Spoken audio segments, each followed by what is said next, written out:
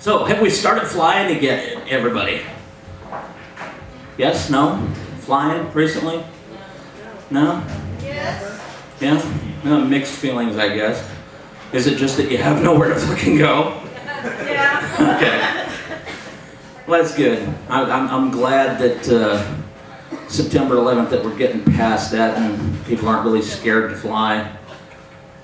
But I got to tell you, being this size, being on an airplane, presents itself with a special set of problems. What's up, Brian? Hey, my man. Notice he didn't bring me tequila. Good shit. Yeah. What was I talking about? Oh yeah, the airplane. So yeah, starts as soon as I get on the fucking plane. Everybody has the same look on their face.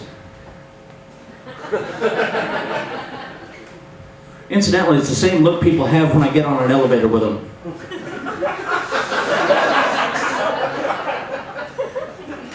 Except on an elevator, they check that little weight limit sign up in the corner.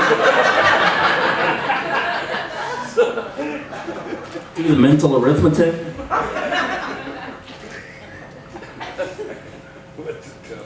I'll take the next one. Yeah. So I get on this airplane, and I managed to wedge my ass into this little Barbie doll size seat. And the seatbelt won't go all the way around. So they got these things they demonstrate with, right? Like you're a fucking retard, you've never seen a seatbelt before?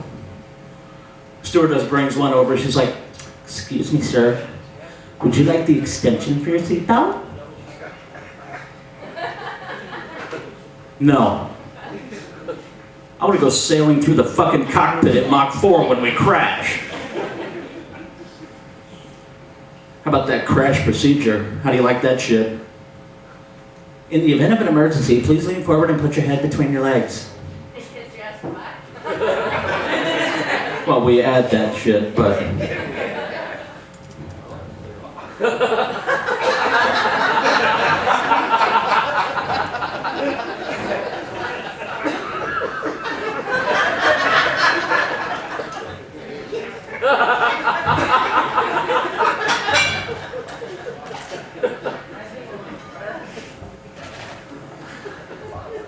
Yeah, this fucking sucks.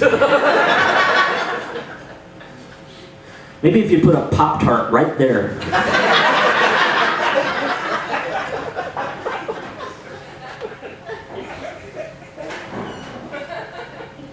Seen the bathrooms on these fucking planes? Yeah, I haven't. I'm on a 4-hour flight to Vegas last year. I go walking toward the front of the fucking plane. Thing goes into a nosedive. Captain comes over the intercom. "Ladies and gentlemen, this is your captain speaking. Will row 23 please return to his seat?"